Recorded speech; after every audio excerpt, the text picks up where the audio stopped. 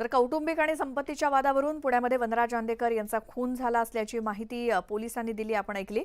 आता पुढची बातमी बघूयात।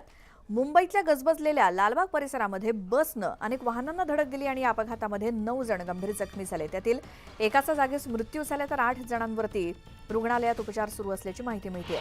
बेस्टची बस लालबागमध्ये गेल्यानंतर बसमधून प्रवास करणाऱ्या एका मध्यधुंद प्रवाशानं ड्रायव्हरसोबत झटापट केली। त्यानंतर या प्रवाशानं ड्रायव्हरचं स्टीअरिंग हिसकावून घेतलं आणि त्यामुळे बस अनियंत्रित होऊन हा अपघात झाल्याची माहिती मिळाली आहे। या प्रकरणी पोलिसांकडून प्रवाशांची चौकशी सुरू आहे।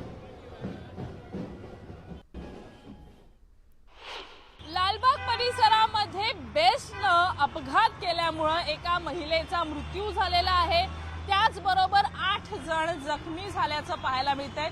लालबागच्या गॅस कंपनी मार्गावरती अर्थात लालबाग सिग्नलच्या दिशेने ही बस जात होती, ज्यामध्ये ज्या बस प्रवासी आणि बस चालक यांच्यामध्ये काही वाद झाले आणि या वादादरम्यान थेट बस चालकाच्या हातातलं स्टीअरिंग हे मद्यपान केलेल्या सहप्रवाशानं हातात घेतलं आणि त्याच वेळेला या रस्त्याने जे लोक प्रवास करत होते त्या लोकांवरती बस आदळली, ज्यामध्ये आता आपण बघतोय या घटनास्थळी लालबाग सिग्नलच्याच ठिकाणी जर आपण बघितलं तर 5 स्कूटर ज्या आहेत त्या सद्यस्थितीमध्ये उभ्या आहेत। जे जखमी होते त्यांना केएम रुग्णालयामध्ये नेण्यात आलं। या संपूर्ण घटनेमध्ये 8 जण जखमी झालेले आहेत।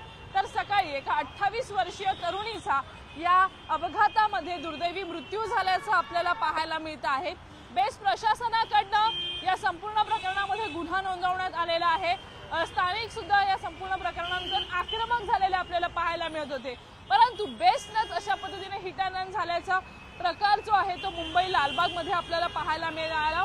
सहप्रवाशांनी कुठेतरी कायदा व सुव्यवस्थेचा प्रश्न निर्माण केला, कायदा हातात घेतला आणि नाहक एका महिलेला यामध्ये आपला जीव गमवावा लागला। त्यामुळे या संपूर्ण प्रकरणामध्ये राजकीय आरोप प्रत्यारोप सुद्धा होतात आणि या संपूर्ण प्रकरणाची चौकशी सुद्धा बेस्ट प्रशासन आणि महानगरपालिकेकडून केली जाणार आहे।